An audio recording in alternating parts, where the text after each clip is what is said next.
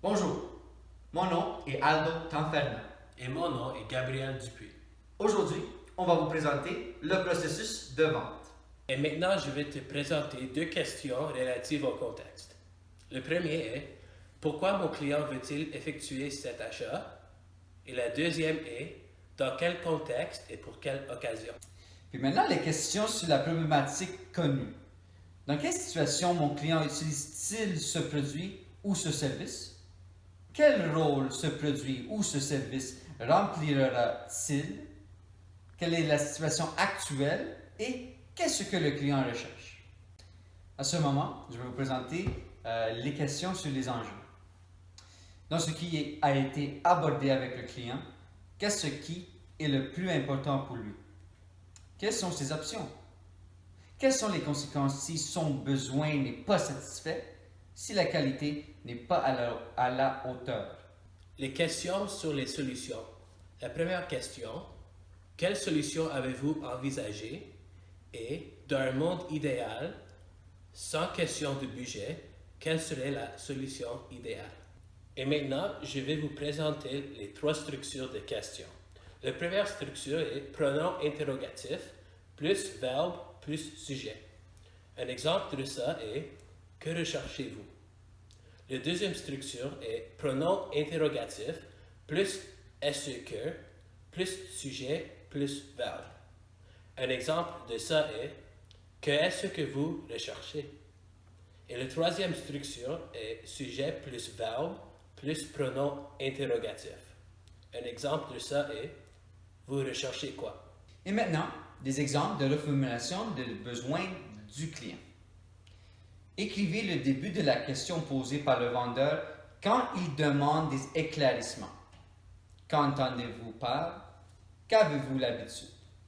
Écrivez le début de la phrase du vendeur quand il reformule la demande de la cliente.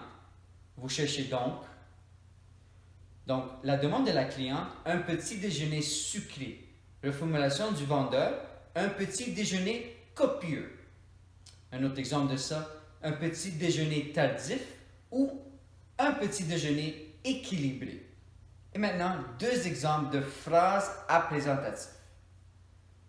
Vous pouvez utiliser le si et le ce sont. Le verbe peut être conjugué à l'indicatif ou au subjonctif. Qui te parle? C'est mon fils. C'était, ce sera, ce fut, que ce soit.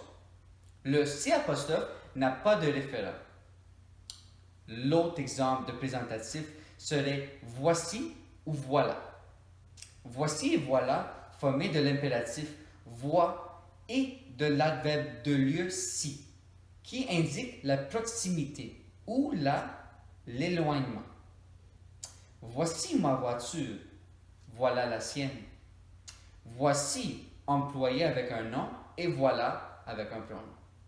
Et maintenant, des reformulations de caractéristiques en avantage. Un exemple d'une caractéristique d'un produit est c'est une carte rechargeable qui peut être rechargée. Maintenant, reformuler en avantage pour le client, c'est vous pouvez recharger cette carte ou c'est une carte que vous pouvez recharger. Un autre exemple de caractéristique est ce sont des chaussures confortables qui ne font pas mal aux pieds. Reformuler en avantage, c'est vous pourrez danser avec ces chaussures sans problème. Ou ce sont des chaussures avec lesquelles vous pourrez danser sans problème. Je vais vous parler de 4 pronoms relatifs. Pronoms relatifs invariables sont qui, que, quoi, dont ou où. Que s'élide en Q, U, apostrophe devant une voyelle ou un H muet. Par exemple, la maison qu'habite mon ami est spacieuse. La maison est spacieuse, mon ami habite la maison. Ça, c'est le complément direct. Donc, remplace souvent de qui ou de quoi.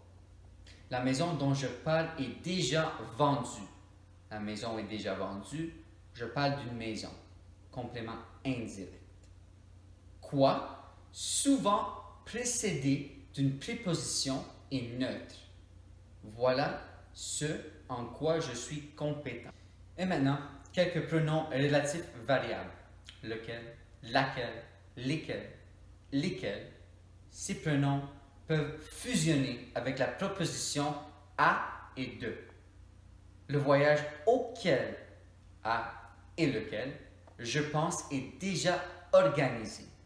Le voyage est déjà organisé. Je pense au voyage, le complément indirect. Masculin singulier, lequel, duquel, auquel.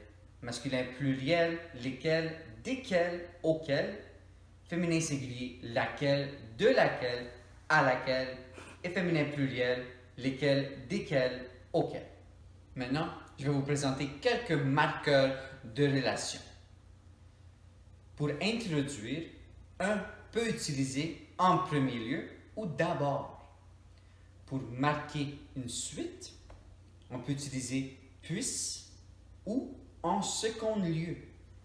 Et pour marquer un rappel, on peut utiliser le donc ou le contenu de ce qui précède.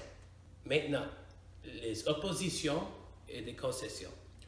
Une opposition est une association de deux faits indépendantes qui ne contredisent pas à la priori pour les opposer. Un exemple de ça est, bien qu'il pleuve, il ira tout de même voir sa grand-mère. Un exemple d'une concession est, malgré qu'il prend des comprimés pour la douleur, il y a toujours mal à la tête. Ne cherchez pas à les différencier, ce n'est pas important. Bonjour. Bonjour, comment allez-vous aujourd'hui, monsieur? Bien, vous? Bien, merci. Qu'est-ce que je peux faire pour vous aujourd'hui? Je cherche des pneus d'hiver pour mon char. Ah, ben, quel type de voiture avez-vous? J'ai un Honda Accord Oui, quelle année? 2003. Ok, V6? Oui. 8. Parfait. Je vais vérifier mes sélections et je vais vous présenter avec ça. Ok, merci. De rien. Donc voilà, monsieur, pour votre voiture. J'ai les Goodyear Ultra Grip. Ils sont vraiment bonne qualité, puis ça dure longtemps. Intéressant, mais ils sont un peu chers pour moi. Oui, mais je vous dis, monsieur, aujourd'hui, on a une promotion. Si vous en achetez 3, vous avez le quatrième pneu gratuit. Ah oui? Oui. Ah, Est-ce que ça vous intéresse? oui. Ça m'intéresse. Parfait. La commande est déjà placée. Donc, j'ai une question pour vous maintenant, monsieur. Oui. Avez-vous des jantes pour ce pneu? J'ai les jantes sur ma voiture maintenant. Ah, mais ce que vous savez, dans l'hiver, ils vont se maganer beaucoup. C'est déjà une voiture vieux. Mm. C'est pas un gros problème pour moi. Ok, je comprends. Mais si vous voulez, monsieur, on a des jantes qui sont pas chères au moment. Puis peut-être je peux faire un rabais pour vous aujourd'hui, comme vous achetez déjà 4 pneus avec nous. C'est quoi le prix? Sont 100 pièces pour 4 jantes. Donc, c'est à propos de vous, monsieur. Ils sont pas trop chers, à mon avis. Je pense que je suis correct. Oui? Oui. Il n'y a pas de problème. Parfait, monsieur. Est-ce que j'ai répondu à tous vos besoins aujourd'hui? Oui. Parfait. Je suis satisfait. Donc, qu'est-ce qui reste? C'est juste le dépôt de 100$ pour vos pneus. Puis la balance, ça va être payé quand vous venez chercher les pneus. Ok, pas de problème. Est-ce que vous allez payer cash, crédit, J'ai débit? payé cash. Parfait. Merci beaucoup, monsieur. Merci à vous. Passez une très belle journée Toi aussi. et on se voit. Oui.